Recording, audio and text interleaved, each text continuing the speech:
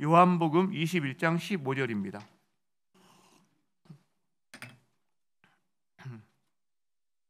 요한복음 21장 15절 말씀 저와 여러분이 한 절입니다. 함께 합독하시겠습니다. 같이 읽습니다. 시작. 그들이 조반 먹은 후에 예수께서 시몬 베드로에게 이르시되 요한의 아들 시몬아 내가 이 사람들보다 나를 더 사랑하느냐 하시니 이르되 주님 그러하나이다. 내가 주님을 사랑하는 줄 주님께서 아시나이다. 이르시되 내 어린 양을 먹이라 하시고 아멘. 자리에 앉으시겠습니다. 오늘이 2023년 새해 첫날입니다. 많은 사람들이 새롭게 떠오르는 태양 일출을 보고자 동해안으로 가고 여행지로 가는데 우리는 더 좋은 것을 선택한 사람들인 줄 믿습니다. 바로 절기와 연하를 만드신 하나님 앞에서 한 해를 돌아보고 새해에 소망을 갖는 주님께서 우리에게 주시고자 하는 말씀이 무엇인지를 듣는 예배의 자리에 나온 것, 이거 참 의미 있다고 생각합니다. 보통 우리가 마지막 날에 송구영신 예배를 교회에서 모여서 드렸는데 우리가 벌써 어제가 작년이네요. 어제는 가정에서 드리는 송구영신 예배로 이렇게 시도를 해보았습니다. 저희 가정도 어제 그래서 모처럼 네 가족이 아들이 휴가가 나왔거든요. 그래서 함께 모여서 가정 예배를 드렸는데 참 아이들이 저희는 음식을 어제 만들었거든요. 너무 좋더라고요. 아이들이 음식을 만드니까 너무 좋았고요. 그 다음에 2023년 각 개인에게 주시는 약속의 말씀들을 좀 나누는 시간을 가졌어요. 근데 이게요 참 감동이 있었어요. 우리 아이들이 어느새 이거 자라서 하나님 앞에서 기도하면서 그 말씀을 왜 그 말씀을 이렇게 자기가 올해의 약속의 말씀으로 잡았는지를 설명을 듣는데 이거 녹음해 둘 걸, 제가 이런 생각이 들더라고요. 그리고 나만 듣기 너무 아깝다. 이게 아마 가정에서도 그런 마음이 많이 드시지 않았을까 그런 생각을 합니다. 이제 그리고 나서 마지막에 두 아이를 앉혀놓고 안수하고 이제 이렇게 기도를 하는 시간을 가졌는데 저도 집에서 이렇게 그동안 안수기도를 많이 안 했던 것 같아요. 저에게도 이렇게 참 특별한 어떤 그런 마음이 들었고 그 시간에 정말 하나님께서 우리 기도에 가장에게 주신 권위를 가지고 기도할 때 주님께서 이걸 이 아이들에게 축복으로 임했으면 좋겠다 그런 마음이 들더라고요. 여러분은 어떻게 가정에 드린 송구영신 예배를 드리는지 사실 궁금합니다. 다양하게 드리셨을 것 같아요. 못 드리신 가정도 물론 있으실 거고 아이들 때문에 좀 힘든 가정도 있었을 거고 또 굉장히 의미 있게 시간을 보낸 가정도 있었을 거다 생각하는데 우리가 자꾸 가정에서 이렇게 믿음의 전수의 책임이 가장들에게 있습니다. 가정 부모에게 있습니다. 이걸 자꾸 연습하고 훈련한 시간을 가졌으면 좋겠다 그런 생각을 해보았고요. 어제 말씀을 준비하다가 근데 가정에서 드리는 송구영신 예배인데 지금 뭔가 어떤 사정 때문에 일시적이든 혼자 계신 분들, 가족들과 함께 할 수 없는 분들은 참 외롭겠다. 제가 이제 어제 이런 마음이 좀 들어요. 잠시 주님 그런 분들이 내년에는 어떻게 이렇게 작은 어떤 공동체끼리 모여서 하거나 또 교회에 모여서 하거나 혹은 또 하나는 뭡니까? 또 가족들하고 함께 할 수 있는 그런 시간들 주셔서 외롭지 않게 이 시간을 보냈으면 좋겠습니다. 어제 그런 잠시 기도하는 시간을 가졌는데 어제 다 달랐겠지만 그 은혜가 여러분 가운데 있기를 축복합니다. 자, 오늘 말씀을 준비하면서 제가 고심되었던 게 있습니다. 주님께서 우리 성도들에게 어떤 마음이실까? 2022년을 보낸 성도들을 향해 우리 주님이 어떤 마음이실까? 그리고 2023년 새해를 맞이해서 이제 살아내야 되는 성도들에게는 또 주님이 어떤 메시지를 주시고 싶어 하실까? 이게 참 저에게는 고심이었고 기도 제목이었습니다. 그러다가 오늘 이 본문을 묵상하게 된 거예요. 왜냐하면 한 해를 마무리하고 새로운 출발을 해야 되는 저희의 입장과 그다음에 자기의 인생길에서 이제 뭔가 예수님의 십자가 사건을 경계로 해서 뭔가 지난 일들을 마무리하고 정리하고 새롭게 출발해야 되는 이 제자들의 모습이 어떻게 보면 오버랩되는 부분이 있다라는 생각을 했기 때문입니다.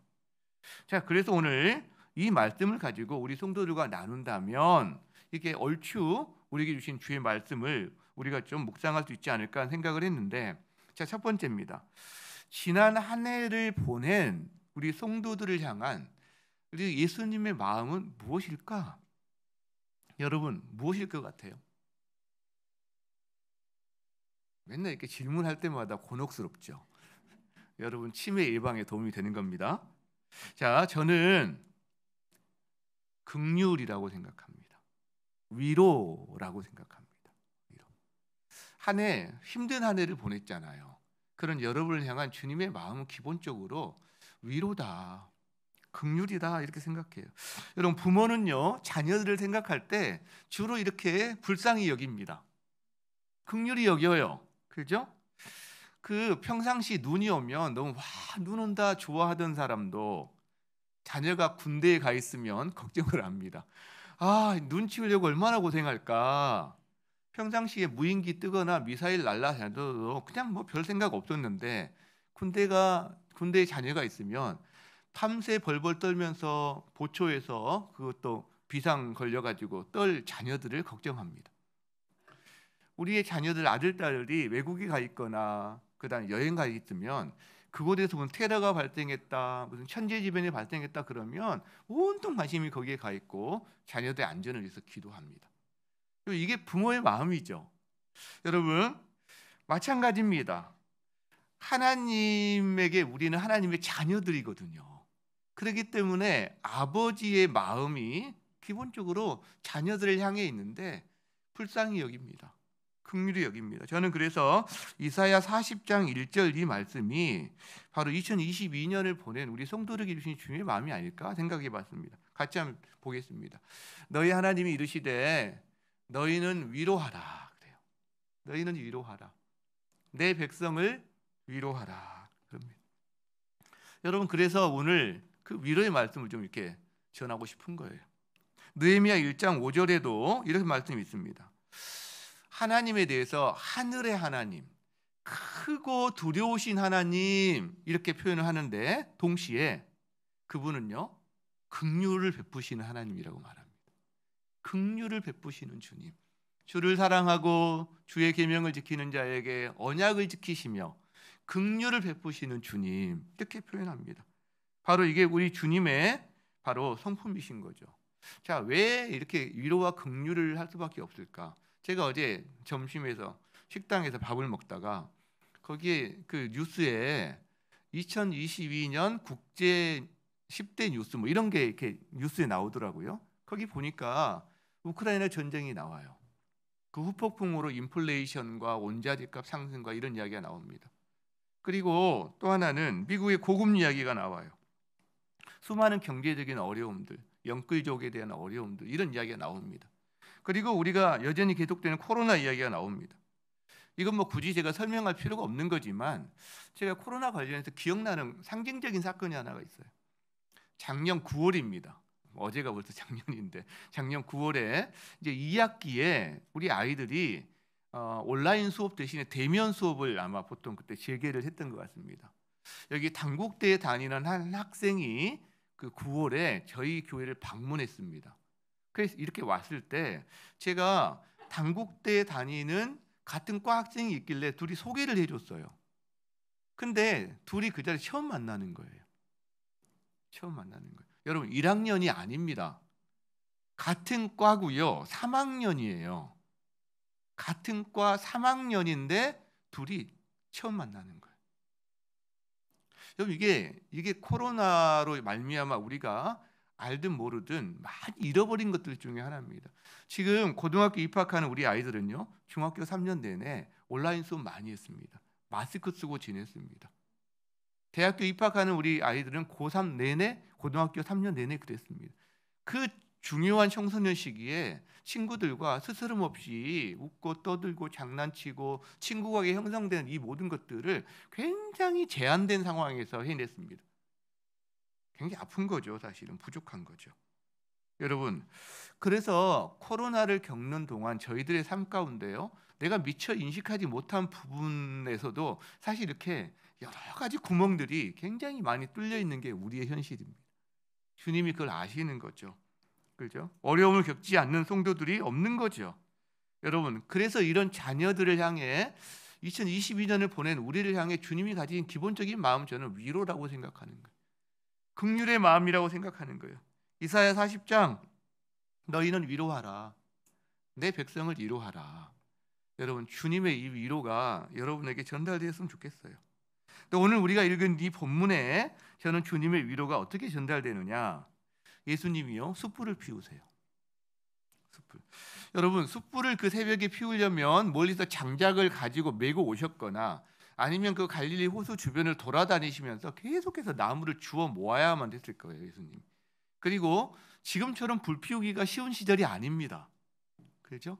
근데 왜 그 아침에 그 수고를 하시죠? 그 갈릴리 호수의 새벽에 으스스스한 그 가운데서 물 만지면서 일한 제자들 춥기 때문에 그 제자들 생각하고 그걸 하시는 거예요.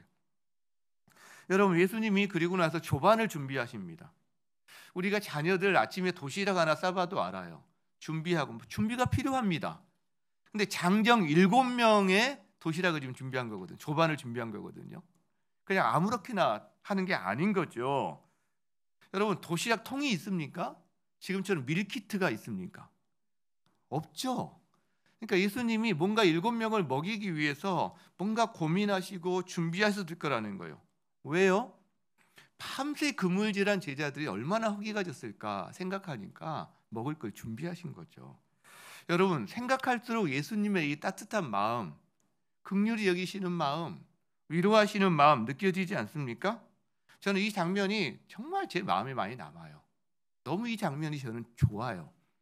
우리 지난주에 성탄절에 말씀이 육신이 되어 오신 예수님의 어떤 그 놀라우심, 신비, 아름다우심에 대한 이야기를 했는데, 여러분, 예수님이 성육신에서 이 땅에 오지 않았다면 이 장면은 없는 겁니다. 예수님이 우리 사람의 몸을 입고 오셨기 때문에 숯불을 피우고 조반을 준비하고 그 제자들을 따뜻하게 하고 불을 쬐게 하고 그리고 밥을 먹게 하는 거죠. 여러분, 저는 지난 한 해 우리가 다 다르지만 각자 구체적인 상황은 다르지만 그래도 공통적으로 힘든 시기를 보냈는데 그 따스함을 예수님도 여러분이 누리기를, 주님 안에 누리기를 저는 소망한다고 생각해요. 여러분, 제자들은요 아마 우리들이 보낸 시간보다 더 힘든 시기를 보냈을 수 있습니다.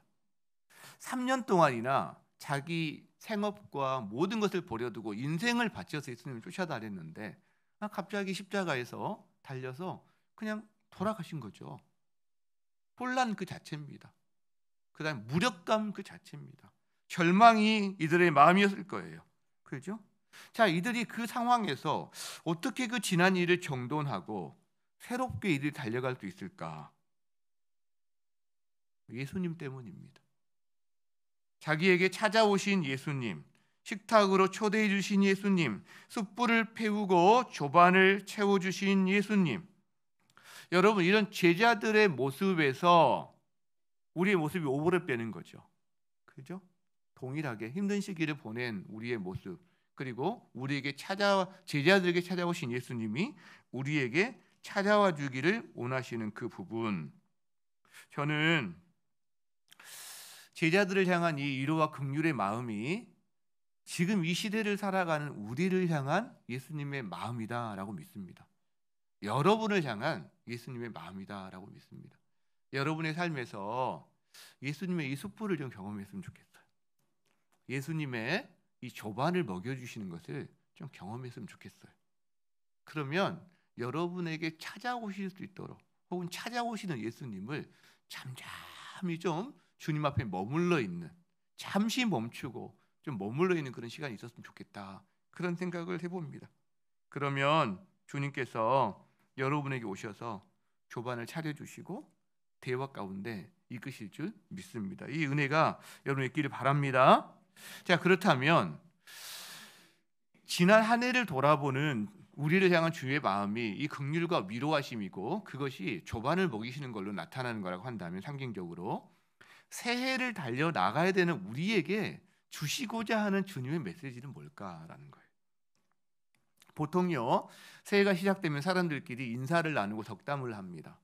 당신이 소망하는 모든 일이 잘 이루어지기를 원합니다. 더 행복해지시길 바래요. 강건하시길 바래요. 여러분, 그게 덕담이죠. 방송에서도 새해에는 가급적이면 희망찬 전망을 해주려고 노력합니다.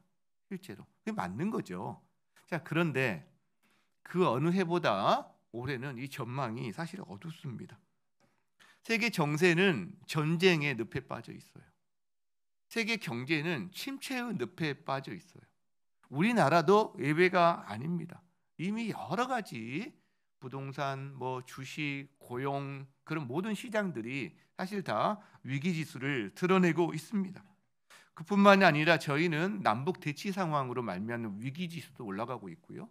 기후 위기로 말미암아 우리 일상 가운데 들어오는 피해나 이런 것들이 점점 구체화되고 있는 그런 시대를 살아갑니다. 한마디로 말하면 우리가 사는 세상이 더 어두워져요. 더 힘들어져요. 더 피곤해져요. 여러분, 그래서 지난주 우리가 나누었던 말씀이죠. 이사야 말씀. 흑암 중에 있는 백성들, 사망의 그늘진 땅에 거주하는 백성들이란 단어가 더 실감나게 점점점 다가오는 시대를 우리가 살고 있다. 자, 이런 상황에서 새해를 맞이했는데 그럼 우리는 어떻게 살아야 되지? 그런 상황에 살고 있는 우리를 향해 주님은 어떤 말씀을 주실까? 어떤 말씀을 주실까? 여러분, 대안은 예수님입니다. 대안은 예수 그리스도예요. 어두운 세상을 사는 우리에게 주님이 빛이 되신다라고 말씀하세요. 추운 겨울과 같은 한파를 사는 우리에게 예수님이 따스함이 되신다라고 말씀하세요. 제가 몇 년 전에 온천에 간 적이 있었어요. 정말 이렇게 추운 겨울날이어서 바람이 쌩쌩 얼마나 추웠는지 모르는데요. 그런데 제가 노천 온천에 수영복 차림을 가지고 노천 온천에 갔는데 바람이 춥지가 않은 거예요. 시원하게 느껴지는 거예요. 왜요? 갑자기 제 몸에 철갑을 들었나요? 아니죠. 제 몸이 온천에 담그고 있기 때문에 이 바람이 한파로 느껴지지 않고 시원하게 느껴지더라고요. 여러분, 제가 깨달은 게 있습니다. 겨울 한파가 얼마나 정말 대단하냐, 온도가 몇 도냐는 것도 중요할 수 있지만 그것을 이겨낼 수 있는 따스함이 있느냐가 관건이구나 하는 거예요. 여러분, 주변이 얼마나 어두우냐 이것도 문제가 될 수 있지만 그 어둠을 이겨낼 수 있는 빛이 있느냐, 랜턴 같은 게 있느냐가 관건이다라는 거예요. 우리 상황이 얼마나 어려운가 이것도 의미가 있지만 그러나 그 상황을 이겨낼 수 있는 힘과 지혜와 그 능력을 주시는 예수 그리스도가 내 안에 계시는가, 그분의 능력과 지혜와 힘이 있는가가 우리에게는 관건이다라는 거죠. 여러분, 베드로가 그랬어요. 상황은 절망이었습니다. 지금 이 순간 베드로에게는 여러분, 정말 여러분이 누구보다 사랑하고 목숨 바쳐 사랑한 사람을 배신했다고 생각해봐요. 자기 인생 자체를 부정한 것 아닙니까? 그런데 그런 베드로에게 회복이 일어나는데 그 일이 어떻게 일어난가요? 예수님이 베드로를 찾아가세요. 그리고 두 번에 걸쳐서 베드로를 만집니다. 자, 첫 번째 만진 게 바로 숯불과 조반을 통해서 만지시는 거예요. 이게 마음을 만지는 겁니다. 정서적으로 만지시는 거예요. 그죠? 그 마음의 벽을 허무는 거죠. 그 어색함, 실패감, 그 예수님과의 관계의 어색함 이런 것들을 식사를 통해서 허물어 주시는 거죠. 자, 근데 거기서 멈추지 않습니다. 두 번째로 만지세요. 두 번째로. 어떻게 하시죠? 관계와 사명을 회복시켜 주세요. 대화를 통해서 관계를 회복시켜 주세요. 그리고 달려나갈 새로운 새해, 가령 2023년이다 그러면 2023년 달려나갈 사명을 주님께서 붙잡을 수 있도록 도와주세요. 그때 하신 말씀이 두 가지입니다. 첫 번째, 네가 나를 사랑하느냐? 너 나 사랑하니? 이 말씀이 너 나 사랑하니? 두 번째, 내 양을 먹이렴.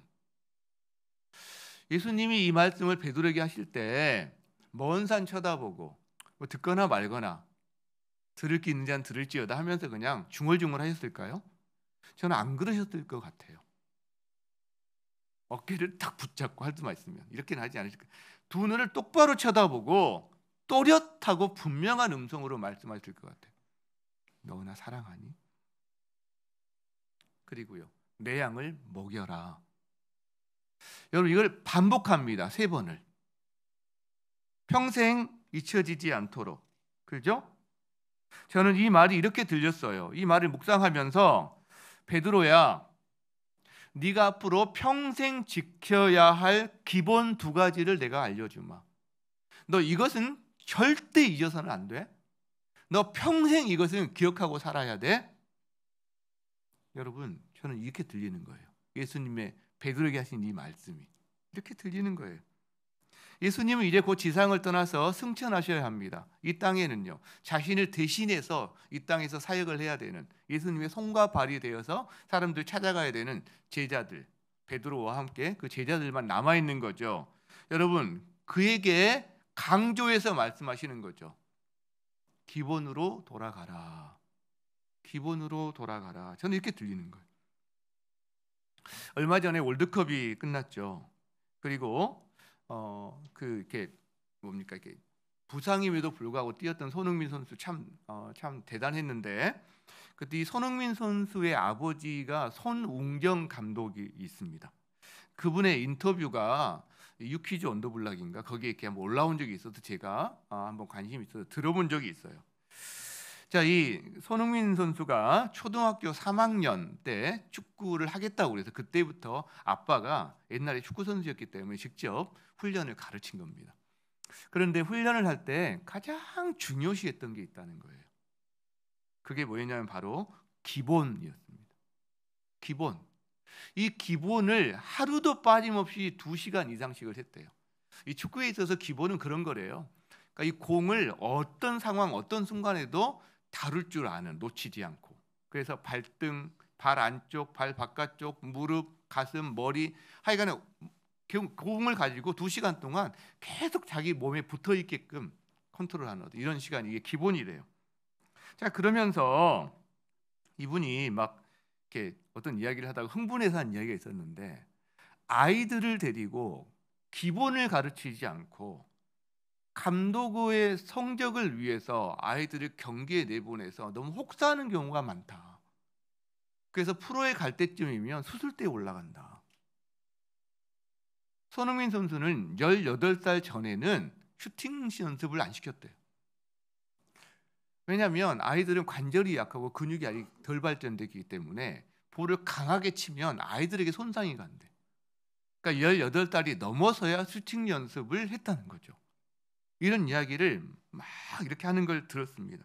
제가 그 인터뷰 들으면서 생각을 했어요. 육체의 훈련이나 경건의 훈련이나 원리는 비슷하구나. 기본이 중요하다는 것, 기초가 튼튼해야 된다는 것, 이건 너무나 비슷하구나. 그래서 그 기본을 강조하는 그 훈련 덕분에 아마도 오늘날 그런 선수가 탄생되는데 일조를 해줄 거다, 이런 생각이 든 거예요. 이 손 선수는요, 지금도 토트넘에서 이렇게 선수들과 훈련을 할 때 훈련 전에 자기 혼자 최소 20분은 그 훈련을 계속한대요. 지금도 한대요. 그럼 동료들이 지켜보고 있대요. 신기한 듯이 이렇게. 그리고 너 정말 좋은 걸 배웠구나, 이런 이야기를 한다는 거죠. 여러분, 이 기본이 가장 중요하다고 열변을 토하는 그 손흥정 감독의 이야기가요, 2023년을 준비하면서 주님, 제가 어떤 말씀을 가지고 어떤 태도를 가지고 2023년을 살아야 될까요? 계속 기도하고 있었을 때 그 음성이 마치 저에게는 하나님이 저에게 주신 음성처럼 들리더라고요. 너 기본으로 돌아가야 해. 기본을 튼튼히 해야 해. 여러분, 목회로 바쁠수록 기본으로 돌아가. 이 말씀이 저에게는 하나님의 음성처럼 들렸어요. 여러분은 어떻습니까? 여러분의 영적인 기본 훈련은 튼튼합니까?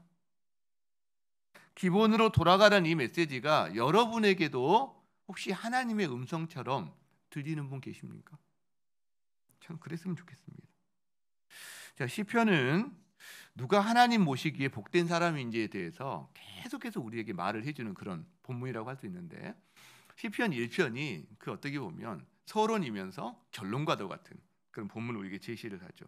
시편 1편 가운데서도 그림처럼 우리에게 보여주는 장면이 시편 1편 3절이라고 저는 생각하는데, 한번 볼까요? 자, 같이 한번 읽어보겠습니다. 시작. 그는 시냇가에 심은 나무가 철을 따라 열매를 맺으며 그 잎사귀가 마르지 아니함 같으니 그가 하는 모든 일이 다 형통하리로다. 우리 성도들이 다 이렇게 됐으면 좋겠어요. 여러분, 여기 나오는 시냇가에 심은 나무요. 저 시냇가에 심은 나무를 표현을 바꿔서 기본기가 튼튼한 사람으로 바꿔도 무난하지 않을까? 제가 그런 생각이 드는 거예요. 그럼 다시 한번 질문을 해보고 있습니다. 여러분은 시냇가에 심겨진 나무와 같은 그런 사람입니까? 이 표현을 바꾼다면 여러분은 그렇게 경건의 기초가 단단하고 기본기가 튼튼한 사람입니까? 이 질문을 드리고 싶어요. 자, 그렇다면 오늘 이 본문을 통해 예수님이 베드로에게 너 시냇가에 심은 나무와 같은 사람으로 세워주기 위해서 그에게 기본으로 돌아가라고 하면서 주셨던 말씀이 있다는 거죠. 자, 그 말씀이 뭐였어요? 두 가지였죠. 첫 번째, 너 나 사랑하니? 두 번째, 내 양을 먹이렴. 이 말씀이죠. 자, 이 첫 번째, 이게 뭐냐면 주님과의 관계입니다, 여러분. 네가 나를 사랑하느냐? 이게 주님과의 관계예요. 친밀함이에요. 주님과 교제하고 사랑을 나누는 것, 이게 기본 중에 기본이죠. 기본 중에 기본이죠. 근데 가장 무시되는 것 중에 하나죠. 사랑하면요, 보고 싶어 해요. 함께 있고 싶어 합니다. 더 알고 싶어 합니다. 더 나누고 대화하고 싶어 합니다. 사랑할수록 더 점점 친밀해집니다. 여러분, 우리 신앙생활의 기본은요, 일이나 어떤 의무나 어떤 행동이 아니에요. 사랑의 관계입니다. 사랑의 관계. 그렇죠? 주님과의 관계. 이게 신앙의 가장 기본 중에 기본입니다. 할 말이 많겠지만 주님 사랑에 대한 리트머스 시험지 같은 것들이 우리 가운데 한번 생각해 보면 어떨까, 이런 생각을 했어요. 내가 주님을 얼마나 사랑하는지에 대한 리트머스 시험지. 자, 이거는 말씀 생활로 나타나게 되어 있습니다. 말씀을 가까이 해요. 기본적으로. 정기적으로 말씀을 읽습니다. 먹습니다. 읽는다기보다는 먹는 거죠. 그리고 그 말씀을 누려요. 배우고 누리는 것에 관심이 있습니다. 기본적으로. 신년 성경 통독을 한다 그러면 관심을 갖고 자기 상황 가운데 어떻게 가능한지를 기본적으로 일단 사모하는 마음으로 따져봅니다. 나와 상관없는 일이다 생각하지 않습니다. 기본적으로. 자, 또 이것은 기도 생활로 나타나게 되어 있습니다. 기도에 힘써요. 정기적으로 기도하려고 합니다. 기도에 있어서만큼은 사실은 자신 있게 나 기도 생활 잘해라고 말할 수 있는 사람이 사실 거의 없어요. 이 기도는 하면 할수록 부족함도 더 느끼니까, 사실 늘 부족하니까. 그러나 적어도 기도를 사모하는 마음은 있어요. 다니엘서를 말씀을 듣다가 다니엘이 하루 3번씩 전에 하던 대로 무릎을 꿇고 하늘의 하나님께 기도했다, 이런 말씀을 들으면 막 질투심이 생겨. 주님, 나도 그렇게 하고 싶어요. 잘 안 되는 때도 있지만 그렇게 하려는 기본적인 마음이 있습니다. 때로는 깊은 기도를 사모해서 깊은 기도를 혼자 철야를 한다거나 금식을 한다거나 이런 기도 시간을 간혹 갖기도 합니다. 여러분, 내년이 아니죠. 이제 올해죠. 올해에는 우리가 이런 기도에 있어서 개인적으로나 교회적으로 기도의 불씨가 좀 더 우리 가운데 더 많이 퍼졌으면 좋겠다, 이런 마음들을 많이 주세요. 그래서 내년에 가령 송구영신 예배를 드린다 그러면 저녁에 왜 송구영신 예배 드리고 그 다음에 밤새 기도하고 이렇게 돌아가면 어떨까? 다음날 새벽기도 마치고 뭐 이런 생각도 좀 해보고요. 우리가 2월달에 리더 개강수련회가 있는데 개강수련회 하기 전날 다 리더들 불러 모아가지고 밤새 기도하고 그 다음날 아침에 아침 먹고 리더 개강수련회를 하고 가면 어떨까? 반응이 없네요. 근데 리더할 사람 하나도 안 나오는 거 아닌지 모르겠네. 뭐 그런 생각도 하고요. 어쨌든 뭔가 기도의 자리에 대한 사모함들을 이렇게 더 갖게 됩니다. 가지게 돼요. 주님과 관계가 좋고 친밀한 사람은 기도에 대한 욕구가 있습니다. 이것은 예배 생활로도 나타납니다. 영적인 기본기가 튼튼한 사람은 예배를 사모해요. 여러분, 예배를 가볍게 여기지 않습니다. 의무나 어떤 피해야 될 어떤 일로 여기지 않습니다. 예배를 특별하게 여깁니다. 예배를 오히려 특권으로 여겨요.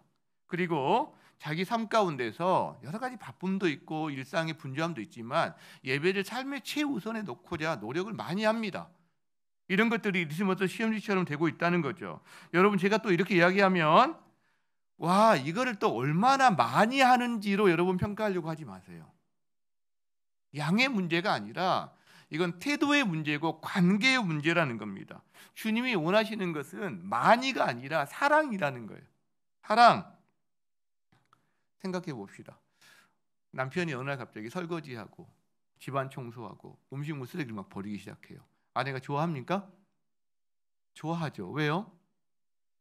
아, 나를 사랑하나 보다.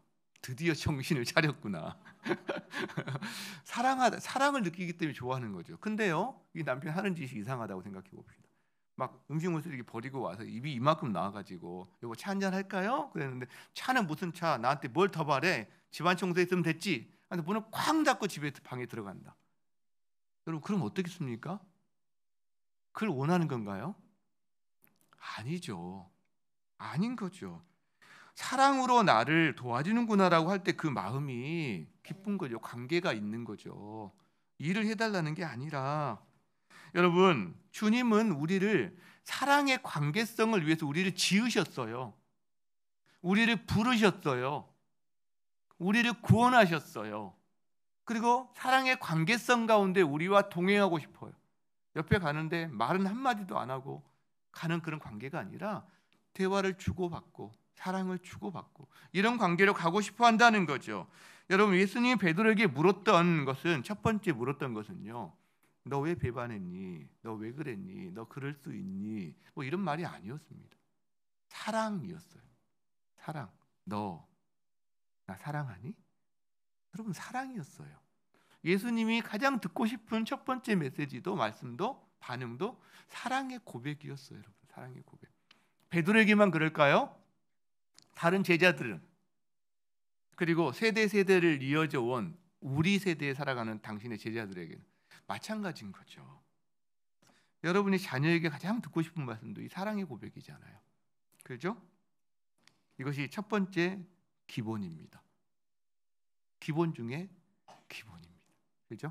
자, 그럼 두 번째, 내 양을 먹이렴. 이것은 이웃과의 관계입니다. 이제 이웃과의 관계. 앞에 하나님과의 관계였다면 이웃과의 관계, 이것은 사명에 해당됩니다. 그렇죠? 네가 나를 사랑하느냐? 그 다음에 네, 사랑합니다. 그랬더니 그럼 내 양을 먹이렴, 이렇게 이야기합니다. 무슨 말일까요? 예수님을 사랑한다면 예수님의 양을 먹여야 된다라는 것이 포함되어 있다는 거죠. 이게 두 번째 기본이라고 할 수 있을 거예요. 여러분, 여기서 양을 먹인다는 게 양을 돌본다는 의미도 당연히 있지만 기본적으로 예수님의 복음을 전하고 예수님 바깥에 있는 사람들에게 예수님께로 이끄는, 한 영혼을 예수님께로 이끄는 것을 이야기한다라고 볼 수 있습니다. 여러분, 그렇게 본다면 우리에게 이 두 번째 기본은 많이 약해져 있는 것 아닌가? 이런 생각을 해보게 됩니다. 교회 안에 있는 영혼들을 돌보는 일에 있어서는 우리가 어느 정도는 하고 있는 것 같아요. 인대인 과정도 있고 뭐 이런 과정을 통해서. 그러나 교회 밖에 있는 영혼들에게 이 주님의 사랑을 전하고 복음을 전하는 일에 있어서는 여러분, 우리에게 굉장히 주저하는, 약해져 있는 것이 현실인 것 같다라는 생각을 하는 겁니다. 한번 생각해 보세요. 여러분은 지난 한 해 동안 여러분 주변에 있는 예수님 밖에 있는 영혼들을 예수님께로 이끄는 일, 그걸 위해서 얼마나 기도하시거나 얼마나 그들을 찾아가시거나 그들에게 복음을 전하거나 그렇게 하는 일에 있어서 여러분은 어떠했습니까? 내가 아니면 그 사람 주변에 이 예수님의 사랑을 전혀 들을 방법이 없는 사람을 위해서 내가 정말로 깊이 기도하며 마음을 쓴 일이 우리 가운데 얼마나 있습니까? 요즘은요, 교회 안에 예수님 사랑해요 라는 사람들은 굉장히 많은 것 같은데 그 예수님의 사랑을 알지 못하는 사람들에게 전하고 이끄는 사람은 이 사람보다는 훨씬 적은 것 같아요. 여러분, 그래서 조국 교회는, 지금 한국 교회 혹은 조국 교회는 난임의 시대를 이미 벗어나서 불임의 시대를 가고 있는 거 아닌가? 이런 위기의식을 갖게 됩니다. 생각해 보세요. 한 집안에 아기 울음소리가 그쳤다. 계속해서. 그 가문이 어떻게 될까요? 가문.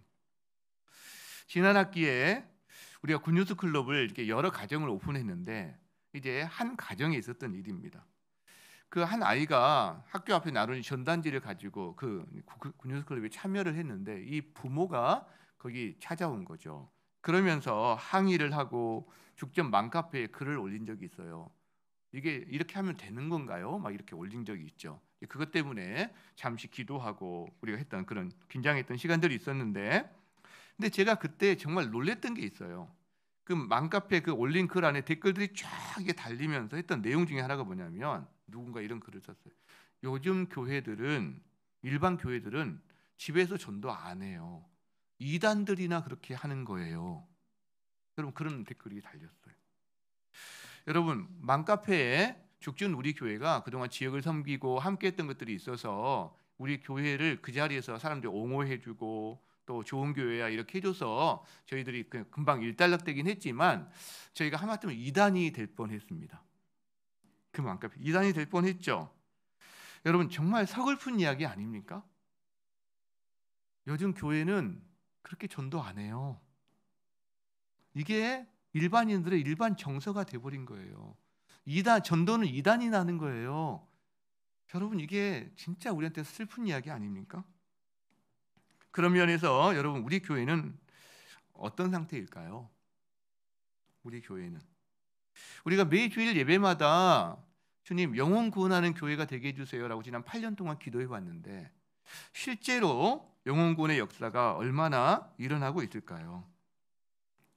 여러분 개인도 개인이지만 여러분 목장에서 예수 알지 못하는 사람이 위에서 기도하고 그 사람이 목장으로 초대가 되고 거기서 여러분의 삶을 보고 평안과 얼굴을 보고 와, 나도 예수 믿고 싶어요 하면서 주님을 믿고 교회에서 성장하면서 세례를 받는 이런 일들이 여러분 목장에서 일어나고 있나요? 나름 교회적인 시도들이 계속되고 있습니다. 영혼구원의 DNA가 많이 심겨졌습니다. 그리고 성장하고 있고, 작년 같은 경우는 굿뉴스 클럽이 전 교회적인 사역으로 해서 많은 사람들이 여기에 참여하면서 기쁨을 누리기도 했습니다. 그러나 아쉬움도 여전합니다. 아쉬움도 여전합니다. 여러분, 영혼 구원의 여러 가지 지표들 중에 굉장히 중요하게 사용할 수 있는 지표가 하나 있는데, 바로 세례자 비율입니다. 세례자 수가 아니라 세례자 비율. 작년 성도들의 대비 몇 명 정도가 매년 세례를 받는가, 새롭게 전도되어서. 이게 그 교회 영혼 구원의 그 어떤 현실을 정확하게 드러낼 수 있는 지표가 되거든요. 그러니까 저희는 다음 세대 비율 하나 사용하고요, 세례자 비율, 이게 늘 제 마음에 있는데, 근데 여러분, 이렇게 초대교회라든가 한국교회가 처음에 시작될 때 이 세례자 비율, 성장 비율이 한 30%, 뭐 40% 이렇게 매년 이렇게 됐었습니다. 지금은 이제 그렇게까지 우리가 기대하기는 어려운 시절이지만 적어도 5% 이상 정도는 되어야 그래도 그 교회 안에 영혼구원의 역사가 일어나고 있다라고 좀 볼 수 있는 부분이 있는 거죠. 장기적으로 저희 교회가 10% 내외 정도 되기를 기도하고 있어요. 이 2기 사역 앞으로 한 5, 6년 사이에 5% 정도 되기를 기도하고 있고, 그 이후에는 한 10% 정도까지 우리에게 갔으면 좋겠다라고 하나님께 기도하고 있는데, 우리 교회 작년 성도가 약 500명 정도 얼추 이렇게 된다고 우리가 보면, 그러면 5%면요 매년 25명 정도, 10%라면 50명 정도의 세례자가 우리 가운데 일어날 때, 그것이 어떻게 보면 영혼구원의 역사가 우리 목장에서 1년에 1명 정도의 세례자가 매년 일어날 때, 그것이 우리 교회가 영혼군의 DNA가 심겨지고 실제적인 역사가 일어나는 교회다. 진짜 건강한 교회다라고 볼 수 있다는 거예요. 여러분. 지금은요. 여러분 알다시피 성장하고는 있지만 많이 부족한 상황이다. 여러분 기도해 주세요. 그리고 우리가 주님이 주신 지혜대로 이거를 우리가 기도하면서 함께 갔으면 좋겠어요. 부족한 것 인정해야 됩니다. 현실 자각하면 됩니다. 그리고 기도부터 시작하면 됩니다. 왜? 추수하는 것은 주님의 관심사거든요. 추수할 일꾼 보내달라고 우리가 기도하다 보면 여러분 주님께서 이루실 거라고 저는 믿어요. 계속 기도해 왔잖아요. 그러니까 하나님께서 만들어 가세요. 올해도 하나님께 우리에게 주신 지혜와 과정들이 있습니다. 펼쳐질 거예요. 기대하세요. 여러분 그러나 기도하세요. 주님 올 한 해 한 영혼을 예수님께로 이끄는 제가 되게 해주십시오.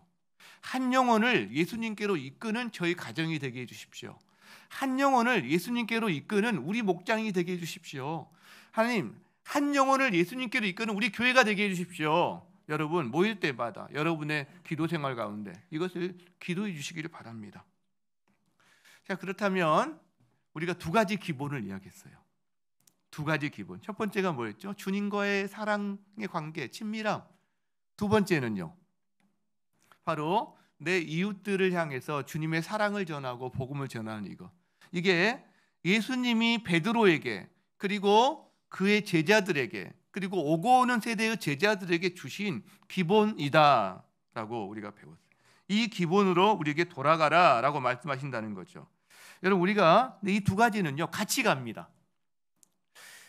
주님과의 친밀함에서 우리 내적인 충만감이 옵니다. 이게 없으면요 아무리 가져도 아무리 먹어도 아무리 성취해도 여러분 공허합니다. 그리고 이게 없이 아무리 영혼구원 많이 해도요 곧 탈진합니다. 곧 탈진해요. 예수님을 사랑하는 데서 예수님이 사랑하는 양들을 먹일 수 있는 힘이 나오는 거죠. 반대로 예수님의 친밀함만 지속적으로 추구하고 그 다음에 예수님의 이 사랑을 전하는 일은 등한시한다. 그럼 사해가 되기 쉽습니다. 결국 자기 중심성에 빠지기 쉬워요. 계속해서 신비한 것만 추구하기 시작합니다. 이상한 설교 듣고 이상한 집회 다니기 시작하고 여러분 이러기 쉽습니다. 이 균형이 필요합니다. 여러분 주님과 친밀감을 누리는 것은 마치 이것과 같아요. 변화산 정상에서 예수님을 만나는 것과 같습니다. 그래서 변화되신 예수님의 그 영광스러운 모습을 바라보면서 가슴이 뜨거워지는 거죠. 주님의 아름다우심을 보는 거예요. 그런데 그곳이 우리가 평생 살 곳은 아닙니다. 적어도 이 땅에 사는 동안 우리가 살 곳은 산 아래란 말이에요. 산 아래에는요 아픈 사람, 상처 입은 사람, 귀신 들린 사람, 치료와 회복이 필요한 사람이 많이 있습니다. 산 위에서의 영광, 주님과 사랑의 관계와 친밀감을 가지고 충만해진 사람이 산 아래에 와서 그 사랑으로 섬기고 전하고 싸매어지고 치료하고 치유하는 거죠. 그리고요 그것만 계속하고 살아가는 게 아니라 그러면 또 탈진하거든요. 산 정상을 올라가는 거죠. 산 정상을. 그 주님의 아름다우심을 또 보는 거죠. 그리고 거기서만 사는 게 아니라 산 아래 내려오는 거죠. 산 정상과 산 아래. 여러분 이 두 가지를 그 주님께서 베드로에게 제자들에게 우리에게 말씀하시는 거예요. 기본으로 돌아가라. 바로 이 말씀입니다. 여러분 2023년 새해에 여러분 이 기본으로 돌아가시는 여러분 되시기를 주의 이름으로 축원합니다. 자 말씀을 마무리하고자 합니다. 며칠 전에 그 이제 연말 보내면서 저희 제자반에 올라온 사진 하나가 있었어요. 근데 제가 그 사진을 이렇게 보면서 참 마음에 감동이 있었습니다. 제가 그분 공개적인 자리에 올린 거니까 굳이 허락 안 맡아도 될 것 같아서 가져왔습니다. 한번 좀 보여주실래요? 저 사진입니다. 여러분 어떤 마음이 드세요? 저는 저게 정말 감동이 됐어요. 그 사진이. 아마 시골에 사시는 한 할머니 같은데 얼굴 좀 보세요. 주름, 검버섯, 세월을 말씀하고 계시죠. 저분의 손을 보세요. 손마디가요. 시골에 일하신 분들의 손마디가 저렇게 생겼어요. 가늘지 않나요?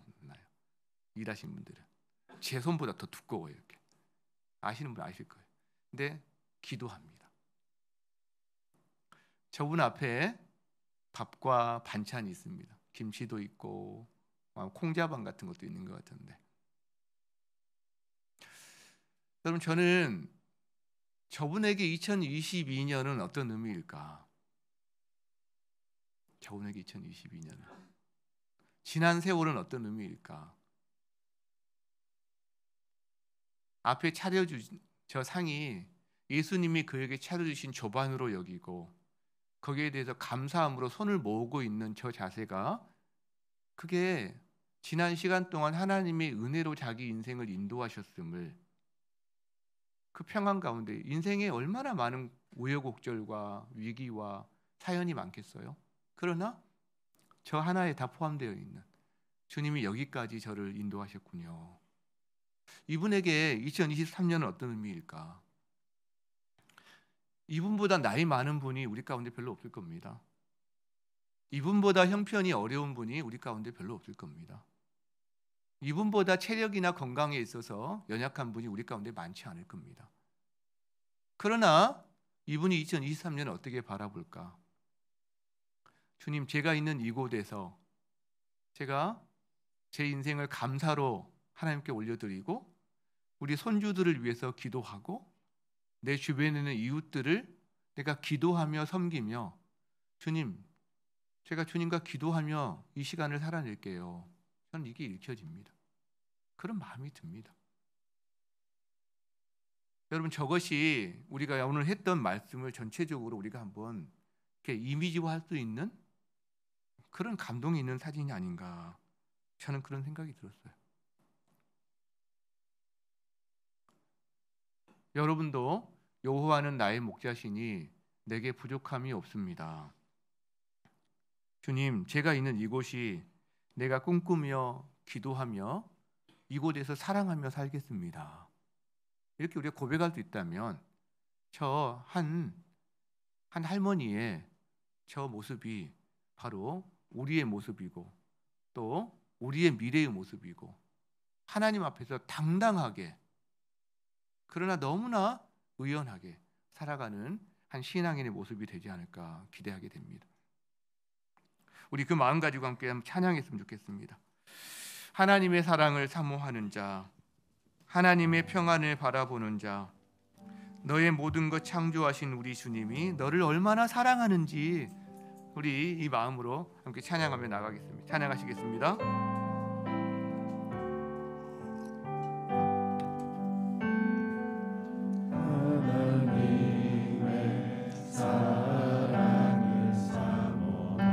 하나님의 평안을 바라보는 자, 너의 모든 것 창조하신 우리 주님이 너를 얼마나 사랑하는지,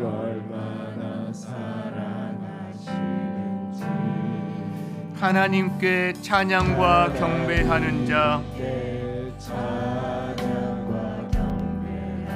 하나님의 선하심을 닮아가는 자,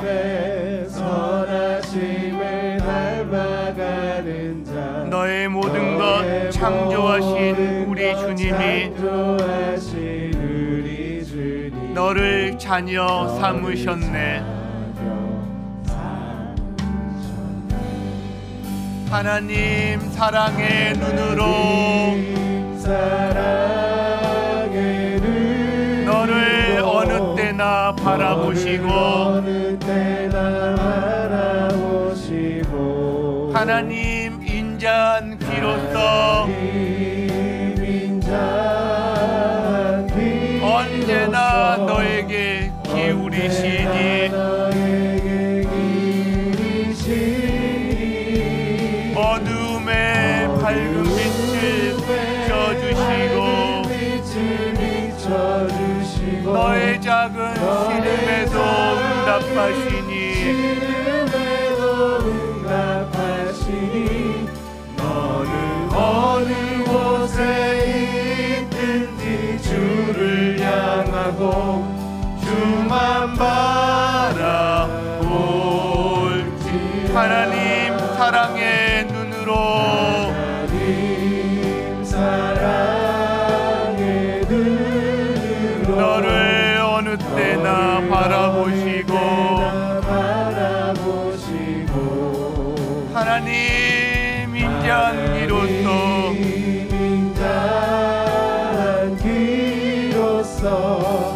언제나 너에게 기울이시니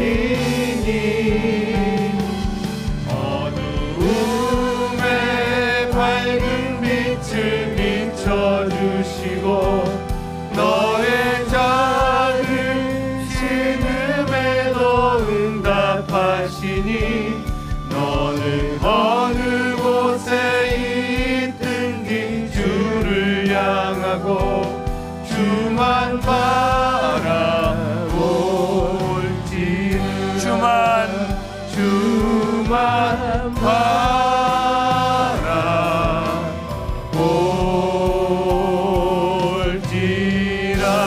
바라볼지라. 주님께서는 언제나 여러분에게 기울이십니다. 여러분의 작은 신음에도 응답하십니다.